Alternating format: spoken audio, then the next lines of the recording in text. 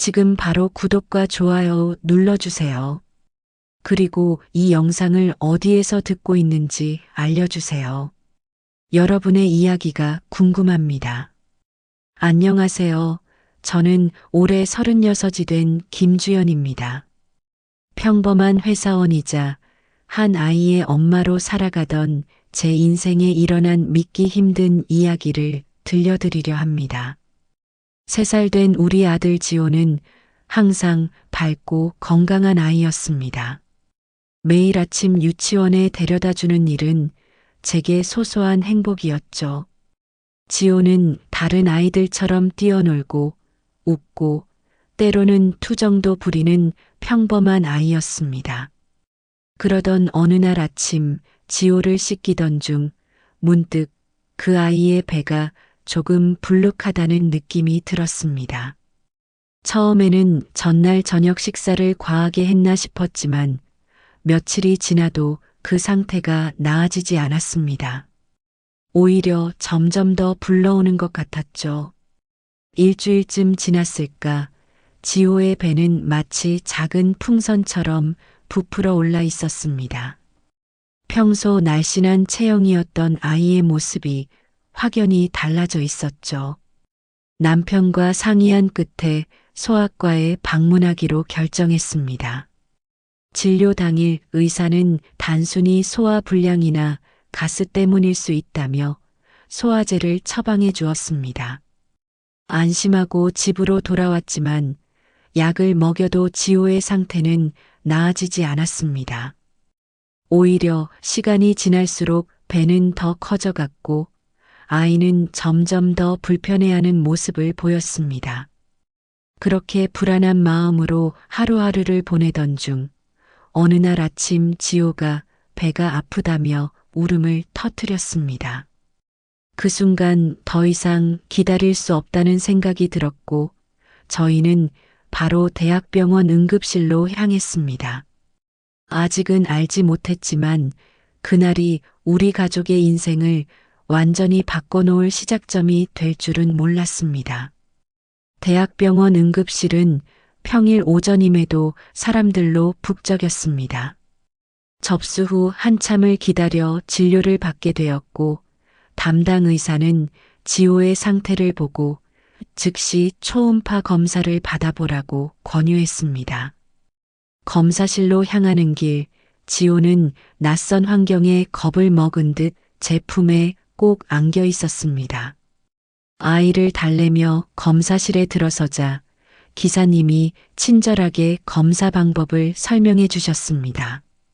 차가운 젤을 지호의 배에 바르고 초음파 검사를 시작했습니다. 처음엔 보통의 검사처럼 진행되었습니다. 그러나 기사님의 표정이 갑자기 굳어지는 것을 보았습니다. 더 자세히 살피기 위해 여러 각도에서 지호의 배를 검사하며 간간히 화면을 정지시켜 뭔가를 확인하는 모습이었습니다. 무슨 문제라도 있나요? 불안한 마음에 물었지만 기사님은 의사 선생님께서 결과를 설명해 드릴 거예요라는 말만 남기고 검사를 마쳤습니다. 결과를 기다리는 시간이 지옥 같았습니다. 1시간 정도 지났을까 담당 의사가 심각한 표정으로 저희를 상담실로 불렀습니다. 그리고 충격적인 이야기를 들려주었습니다. 지호의 복부에 이상한 덩어리가 발견되었습니다. 단순한 종양이나 낭종으로 보이지 않아요. 보다 정밀한 검사가 필요합니다. 의사의 말을 듣는 순간 온몸에 한기가 느껴졌습니다. 남편의 손을 꼭 잡으며 다음 설명을 기다렸습니다. 의사는 MRI와 CT 스캔을 추가로 진행하자고 했고 당일 입원하여 모든 검사를 받기로 했습니다. 그날 밤 병원 침대에서 잠든 지호를 바라보며 끝없는 걱정에 잠 못 이루었습니다. 무엇이 우리 아이의 작은 몸 안에 있는 것인지, 그것이 얼마나 위험한 것인지 상상조차 할 수 없었습니다. 다음 날 지호는 여러 검사를 받았습니다. MRI 검사를 위해 진정제를 투여받아야 했는데 아이가 두려움에 떨며 울던 모습이 아직도 눈에 선합니다. 제가 할 수 있는 것은 그저 옆에서 손을 잡아주고 괜찮을 거라고 속삭이는 것뿐이었습니다. 검사 결과가 나오기까지 이틀이 걸렸습니다. 그 사이 지호의 배는 더욱 부풀어 마치 작은 임산부처럼 보일 정도였습니다. 아이는 점점 더 불편해했고 평소 좋아하던 놀이에도 흥미를 잃어갔습니다. 마침내 결과가 나왔다는 연락을 받고 의사와의 면담을 위해 진료실로 향했습니다. 거기엔 담당 의사뿐만 아니라 몇몇 다른 의료진도 함께 있었습니다. 그 순간 상황이 매우 심각하다는 것을 직감했습니다. 주치의는 모니터를 켜고 지호의 검사 결과를 보여주었습니다. 그리고 믿기 힘든 설명을 시작했습니다. 지호의 복부에 발견된 것은 단순한 종양이 아닙니다. 이것은 태아의 태아라고 불리는 극히 희귀한 사례로 보입니다. 의사의 말에 따르면 지호의 복부 내에는 골격 구조를 가진 덩어리가 자리 잡고 있었습니다. 이는 태아기 때 지호와 함께 형성되기 시작했으나 완전히 발달하지 못한 또 다른 존재, 즉 기생쌍둥이였습니다. 의학 용어와 복잡한 설명이 이어졌지만 제 머릿속은 이미 충격으로 가득 차 있었습니다. 우리 아이의 몸 안에 또 다른 존재가 있다니. 현실이라고 믿기 힘든 상황이었습니다. 의사는 이어서 수술의 필요성에 대해 설명했습니다. 현재는 지호의 주요 장기에 영향을 주지 않고 있지만 이 덩어리가 계속 자랄 경우 심각한 합병증을 일으킬 수 있다고 했습니다. 수술은 불가피했고 가능한 빨리 진행해야 한다는 소견이었습니다. 그날 밤 남편과 저는 병원 카페테리아에 앉아 긴 대화를 나눴습니다. 공포, 불안, 그리고 수많은 질문들이 머릿속을 맴돌았지만 한 가지는 분명했습니다. 지호를 위해 최선의 결정을 내려야 한다는 것이었습니다. 수술 날짜가 일주일 후로 정해졌습니다. 그동안 지호는 입원 상태를 유지하며 정기적인 모니터링을 받았고 저는 병원에서 살다시피 했습니다. 남편은 직장과 병원을 오가며 우리 가족을 지탱해 주었습니다. 병원에서의 일상이 이어지는 동안 예상치 못한 문제가 발생했습니다.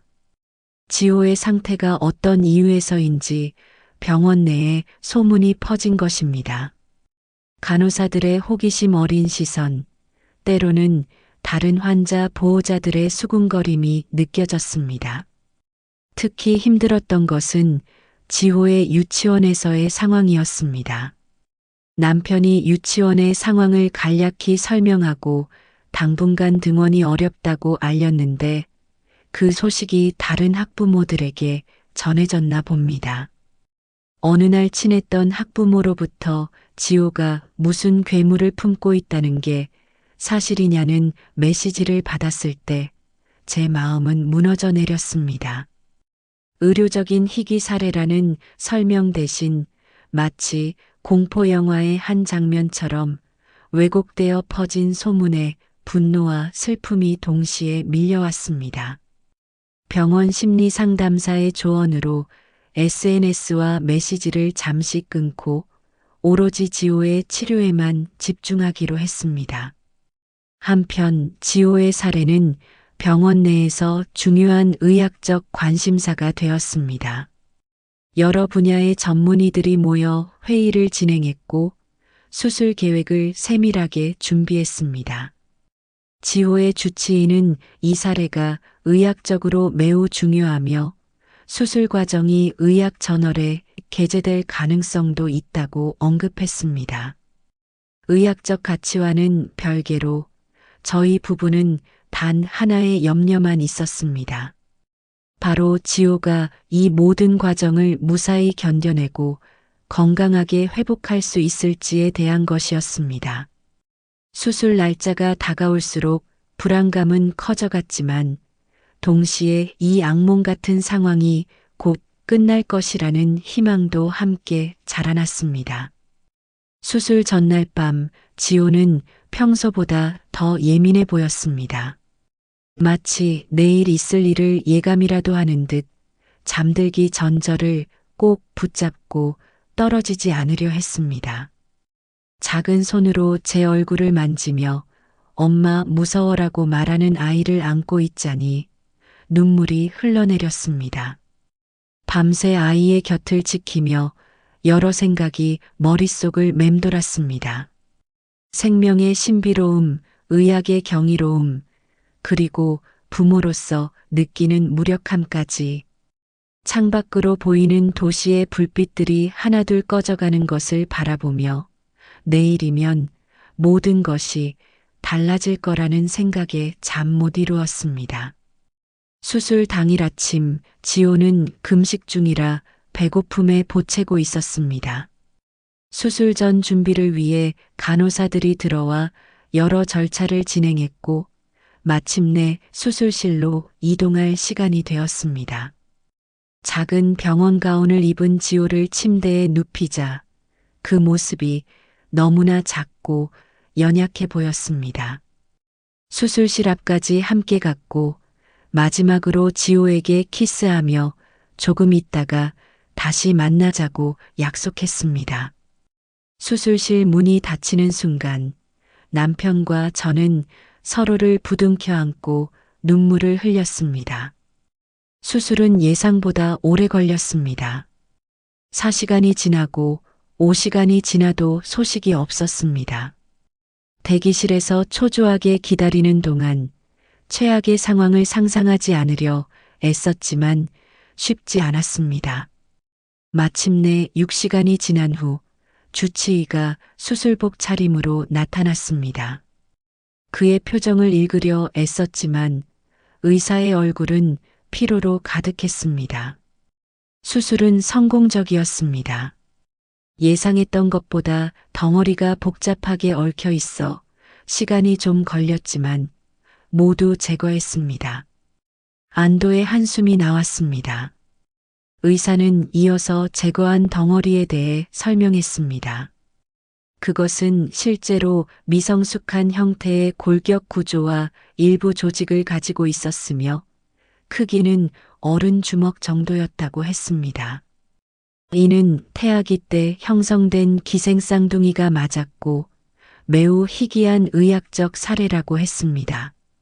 지호는 회복실에서 마취에서 깨어나고 있었고 상태는 안정적이라는 소식에 가슴을 쓸어내렸습니다. 이제 회복의 시간이 필요했습니다. 수술 후 지호는 중환자실에서 이틀을 보냈습니다. 작은 몸에 연결된 여러 관과 모니터들을 보는 것은 가슴 아픈 일이었지만 지호는 예상보다 빠르게 회복되어 갔습니다. 세 번째 날에는 일반 병실로 옮겨졌고 의식도 또렷해졌습니다. 아이의 입에서 처음 들린 엄마라는 말은 세상에서 가장 감미로운 소리였습니다. 지호는 배에 난 상처 때문에 움직임이 제한적이었지만 날이 갈수록 활기를 되찾아갔습니다. 수술 후 일주일째 의사들은 지호의 회복 상태에 만족하며 검사 결과를 설명해 주었습니다. 제거된 덩어리는 병리 검사를 통해 확실히 태아 내 태아 사례임이 확인되었습니다. 이는 전 세계적으로도 100건 미만으로 보고된 극히 희귀한 경우라고 했습니다.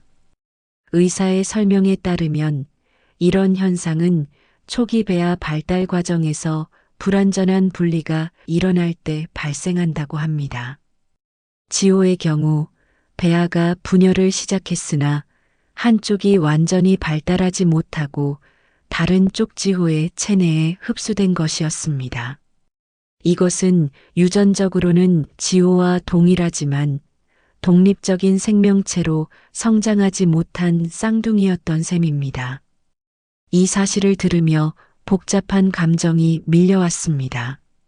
한편으론 지호가 태어나기도 전에 그의 몸 안에 또 다른 존재가 있었다는 사실에 충격을 받았고, 다른 한편으론 그것이 지호에게 해를 끼치지 않고 제거되었다는 안도감도 컸습니다. 회복 기간 동안 지호는 점차 평범한 3살 아이의 모습을 되찾아갔습니다. 병실에서도 간식을 먹으며 TV를 보고 간호사들과 장난을 치기도 했습니다. 가장 큰 변화는 그의 배가 정상 크기로 돌아온 것이었습니다. 오랫동안 불룩했던 배가 이제는 평평해져 마치 다른 아이처럼 보였습니다. 퇴원을 앞두고 우리 가족은 새로운 고민에 직면했습니다. 지호가 겪은 일을 어떻게 설명할 것인지, 주변 사람들의 반응은 어떨지, 그리고 무엇보다 지호 자신이 커가면서 이 경험을 어떻게 받아들일지에 대한 것이었습니다.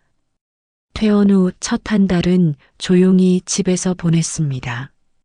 지호의 회복에 집중하며 정기적으로 병원을 방문해 상처 관리와 검진을 받았습니다.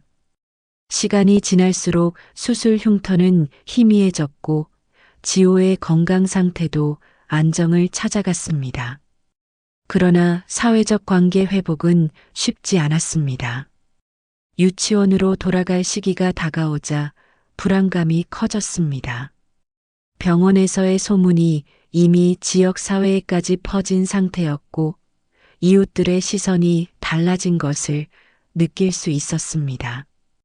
용기를 내어 유치원 원장님과 면담을 했습니다. 지호의 상태와 수술에 대해 의학적으로 정확한 설명을 드리며 아이가 다시 친구들과 어울릴 수 있도록 도움을 요청했습니다. 다행히 원장님은 이해심 깊게 받아들이셨고 교사들과 학부모들에게 적절한 설명을 해주시겠다고 약속했습니다. 그렇게 지호는 수술 1달 반 만에 유치원으로 돌아갔습니다. 처음에는 친구들의 호기심 어린 질문과 시선에 당황하는 모습이었지만 아이들의 순수함 덕분에 빠르게 적응해 갔습니다. 배에 있던 혹을 뺐다는 단순한 설명으로 친구들의 궁금증은 쉽게 해소되었고 곧 평범한 일상이 돌아왔습니다. 한편 의학계에서는 지호의 사례가 큰 관심을 받았습니다. 주치의는 이 케이스를 국제의학저널에 게재하고 싶다는 의사를 밝혔고 저희의 동의를 구했습니다. 긴 고민 끝에 동의하기로 했습니다. 지호의 이름과 개인정보는 철저히 보호된다는 조건이었고 무엇보다 이 희귀한 사례가 의학 발전과 비슷한 상황의 다른 가족들에게 도움이 될 수 있다는 생각이 들었기 때문입니다. 그렇게 지호의 사례는 익명으로 의학저널에 실렸고 몇몇 의학 컨퍼런스에서도 발표되었습니다. 우리 가족은 이 과정에 직접 참여하지 않았지만 주치의로부터 많은 의사들이 이 사례에 깊은 관심을 보였다는 소식을 들었습니다. 시간이 흐르며 점차 특별한 아이라는 시선보다는 그저 밝고 건강한 3살 아이로 지호를 바라보는 시선이 많아졌습니다. 저희 가족에게는 그것이 가장 큰 위안이었습니다. 수술 후 6개월이 지난 어느 날 지호의 정기 검진을 위해 병원을 찾았습니다. 모든 검사 결과는 정상이었고 의사는 이제 3개월에 한 번씩만 검진을 받으면 된다고 했습니다. 지호의 회복은 의학적으로 완벽했습니다. 하지만 정신적인 부분에서 몇 가지 변화가 감지되었습니다. 지호는 가끔 악몽을 꾸며 깨어나 울기도 했고 배를 만지며 아직도 여기 뭐가 있어? 라고 묻기도 했습니다. 아이의 마음속에 남아있는 공포와 혼란이 느껴졌습니다. 소아정신과 의사와의 상담을 통해 지호의 나이에 적합한 방식으로 상황을 설명해 주기 시작했습니다. 동화책처럼 쉬운 이야기로 풀어 몸 안에 있던 작은 혹에 대해 이야기했고, 그것이 이제는 없어졌으니 걱정하지 않아도 된다고 반복해서 안심시켰습니다. 치료 과정에서 미술 치료가 큰 도움이 되었습니다. 지호는 그림을 통해 자신의 감정을 표현했고, 처음에는 어둡고 무서운 이미지들을 그렸지만 시간이 지날수록 밝고 화사한 색채의 그림들로 변화해 갔습니다. 가족으로서도 이 경험을 통해 많은 것을 배웠습니다. 위기 상황에서 서로를 지지하는 법, 의료진과 효과적으로 소통하는 방법, 그리고 무엇보다 아이의 관점에서 세상을 바라보는 방법을 배웠습니다. 특히 제 자신의 변화가 컸습니다. 이전에는 사소한 일에도 쉽게 스트레스를 받고 불안해하던 성격이었는데, 이제는 진정으로 중요한 것이 무엇인지 깨닫게 되었습니다. 지호의 해맑은 웃음, 가족과 함께하는 평범한 시간들이 얼마나 소중한지 깊이 느끼게 되었습니다. 남편 역시 큰 변화를 겪었습니다. 평소 일에 몰두하던 그는 이 사건 이후 가족과 보내는 시간을 늘렸고, 주말마다 지호와 함께 공원에 가거나 놀이터에서 놀아주는 시간을 가졌습니다. 우리 가족은 역설적이게도 이 어려운 경험을 통해 더 단단해졌습니다. 아이의 건강이 회복되고 일상이 안정을 찾아가면서 저는 비슷한 경험을 하는 다른 가족들을 돕고 싶다는 마음이 생겼습니다. 온라인 커뮤니티를 통해 희귀 질환을 가진 아이들의 부모들과 소통하기 시작했고, 저희의 경험을 나누며 서로에게 위로가 되었습니다. 수술 후 1년 지호는 이제 4살이 되었고, 더욱 활발하고 건강한 아이로 자라고 있었습니다. 누가 봐도 평범한 아이였지만 배에 남은 희미한 흉터만이 그가 겪었던 특별한 경험을 말해주고 있었습니다. 어느 날 지호가 목욕을 하던 중 자신의 배에 있는 흉터를 가리키며 물었습니다. 엄마, 이거 뭐야? 이 순간을 위해 준비해 두었던 설명을 꺼내 들었습니다. 지호가 엄마 뱃속에 있을 때 작은 혹이 함께 자랐어. 그래서 지호가 태어난 뒤에도 그 혹이 배 안에 있었던 거야.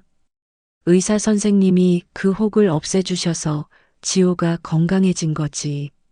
아이는 잠시 생각하더니 또 다른 질문을 했습니다. 그럼 그 혹은 지호 동생이었어? 순간 말문이 막혔습니다. 아직 어린아이에게 어떻게 설명해야 할지 고민되었지만 정직하게 대답하기로 했습니다. 어떤 면에서는 그렇다고 볼 수도 있겠네. 하지만 그건 진짜 동생이라기보다는 처음부터 제대로 자라지 못한 작은 덩어리였어. 지호처럼 생각하고 느끼고 자랄 수 없었던 거지. 지호는 잠시 생각에 잠기더니 고개를 끄덕였습니다. 아직 완전히 이해하지는 못했을 테지만 그 나이에 이해할 수 있는 만큼 받아들인 것 같았습니다. 그날 이후로도 가끔씩 흉터에 대해 물어볼 때면 조금씩 더 자세한 설명을 덧붙여 주었습니다. 지호의 사례는 의학계에서 계속해서 연구되었습니다. 1년 후 추적 관찰 결과가 추가로 의학 저널에 게재되었고, 이는 비슷한 상황의 환자들을 치료하는 데 귀중한 자료가 되었습니다. 주치의는 지호의 사례가 수술 기법 개선과 진단 방법 발전에 기여했다고 전해주었습니다. 한편 저는 희귀 질환을 가진 아이들을 위한 지원 모임에 더 적극적으로 참여하게 되었습니다. 처음에는 단순히 경험을 나누는 것에서 시작했지만 점차 모임을 조직하고 정보를 공유하는 활동가로 성장해 갔습니다. 다른 부모들이 의료 시스템을 탐색하고 아이들을 위한 최선의 치료를 찾는데 도움을 주는 일은 저에게 새로운 의미를 부여해 주었습니다. 남편도 이런 제 활동을 전적으로 지지해 주었고 가끔은 함께 참여하기도 했습니다. 우리 가족은 이 경험을 통해 삶의 우선순위가 바뀌었고 작은 것에 감사하는 마음을 배웠습니다. 지호의 유치원 생활도 잘 적응해 갔습니다.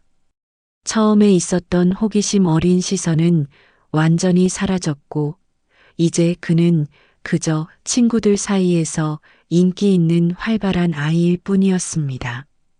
유치원 선생님은 지호가 특히 미술 활동에 재능을 보인다며 칭찬을 아끼지 않으셨고 실제로 지호의 그림들은 색감이 풍부하고 상상력이 넘쳤습니다. 아이의 웃음소리가 집안에 다시 가득해지면서 그 어두웠던 시간들은 점차 먼 기억으로 바뀌어 갔습니다. 하지만 그 경험이 우리에게 남긴 교훈과 변화는 영원히 함께할 것이라 생각합니다. 수술 후 3년이 지난 지금 지호는 어느덧 6살이 되었습니다. 초등학교 입학을 앞두고 있는 활기찬 아이로 성장했습니다.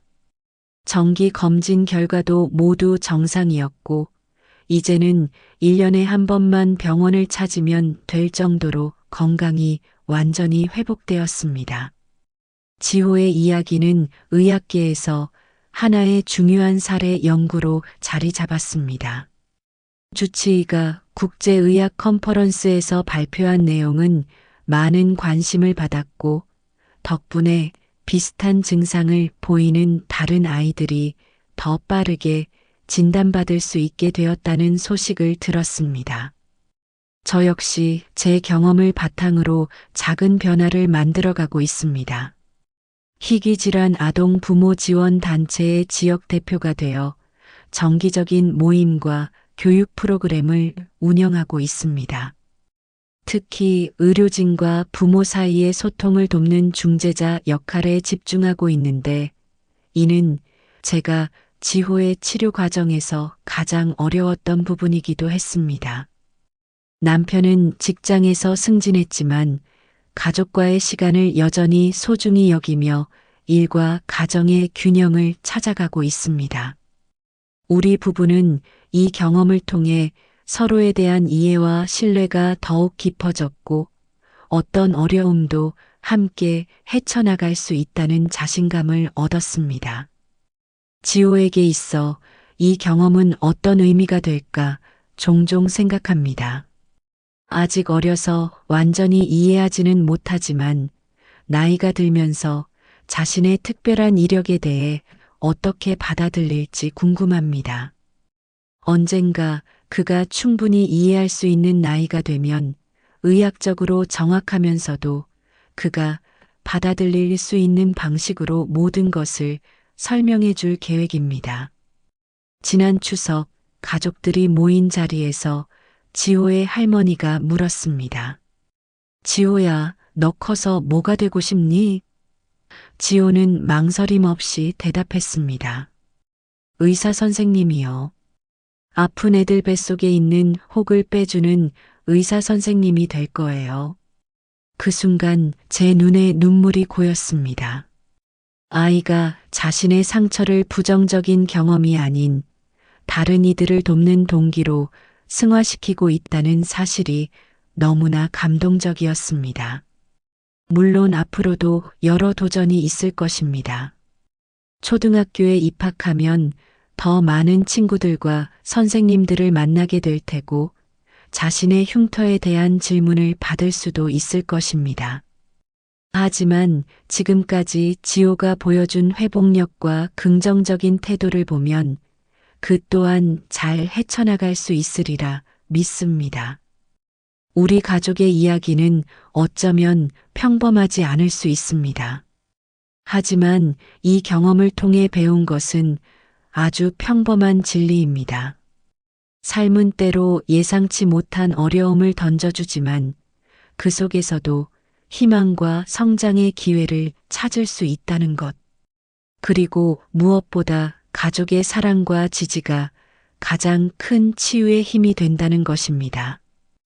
오늘도 저는 학교 준비물을 챙기느라 분주한 지호를 바라보며 감사함을 느낍니다. 그 작은 몸에 담긴 강인함과 밝은 미소가 우리 가족에게 얼마나 큰 선물인지를 다시 한번 깨닫습니다. 이제 저희는 과거의 아픔에 머무르지 않고 지호와 함께 새로운 미래를 향해 한 걸음씩 나아가고 있습니다.